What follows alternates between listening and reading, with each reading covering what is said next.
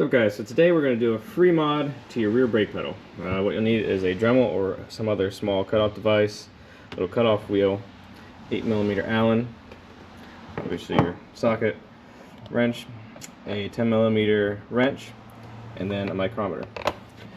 So, as many of you guys know, this pedal kind of sits up here, and what happens is when you put the aftermarket floorboards, because not these but other boards, they mount pretty much flush right down here. So you see that's a fairly large gap. What happens is when you pull the board down like this, the brake pedal is way up here. So to put your brake on, you actually have to lift your foot off the board and then hit down. See, perfect example right here, and that is about 1 Kyle Birch away from the board. So when I initially put my Power Performance boards on, they were just like that. So it's just a billet board and it mounts flush right on here. And so my pedal was way too high. So to fix that, you have to come down here. And so this can be screwed in or out. And then obviously if you screw it out, raises it up, screw it in, puts it back down. But the problem with screwing it in is this threaded portion actually ends up hitting this, and you can't get enough downward travel to get it where you need. So I'm going to show you what to do to get that part. So depending on your bike, sometimes this pin is actually pushed in from this side. So that's when the 8mm comes in, and you actually just take your 2 lower bolts that hold this whole assembly on, loosen them up, and you can pull it back a little bit away from your exhaust pipe, and then you can flip this down and push the pin out that way. What I did so I don't have to do that anymore is when I reinstalled the pin, I just put it in upside down, and then that allowed me to be able to pull it out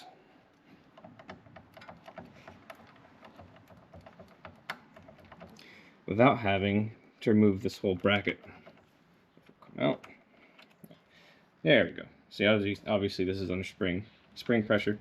So yeah, so normally they come stock in like this, so you have to pop it up that way and then push it out. Obviously you can't with the exhaust right there.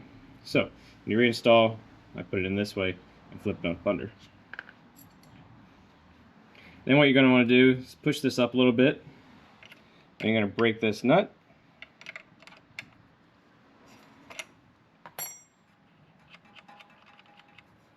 Let this fall back down, and then pull this back off. Obviously if this starts spinning your master cylinder, there's another 10mm right there.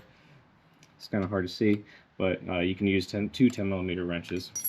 But I had this off recently, so mine came right off.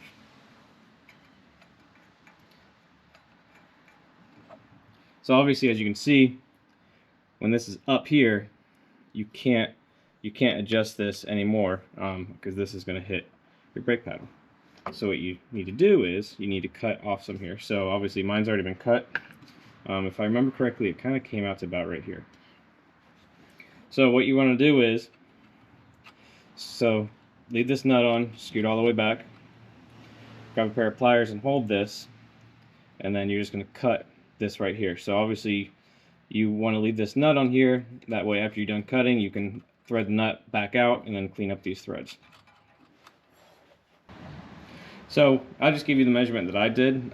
So I screwed this nut all the way against this black nut, jam nut, and then took a measurement, and we are at 15.78mm. So I mean, you could do 16, 14, whatever you want to do. So this is the setup I had when I had the Power Performance boards on, and it was enough that I could screw it in even more and have it even lower. Obviously when I put these performance boards back on, they lifted it back up. Let's see, how much did they lift it back up? So it actually lifted it up 27mm above what the prior performance boards were. So I just sucked it back in. So once you get the nut pulled, you get this cut off, get the nut pulled back out, clean the threads up, put the nut back in, and you're just going to sit here and screw this back in.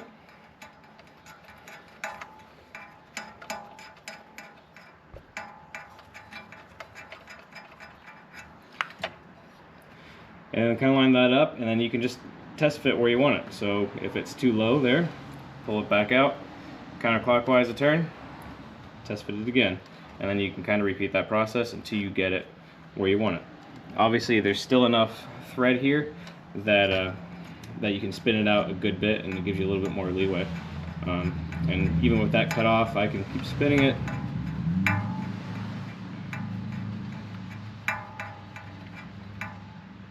It's about as far as I can go in with it being down there.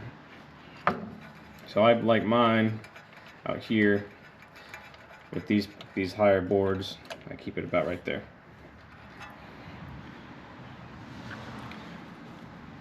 So we're just going to slide the pin back in.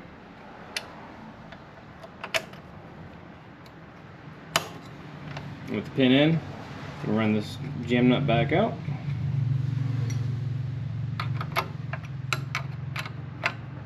Tighten her up. And there you go. Alright, so as you can see, I don't want it too low because I want to still be able to have my boots and I want to be able to move my foot around. But it is just high enough that I can just barely have to pick my foot up and I'm right there. Versus if it was in the other location where you saw, you'd actually have to remove your entire foot and hit down, because, I mean, who has that kind of dexterity?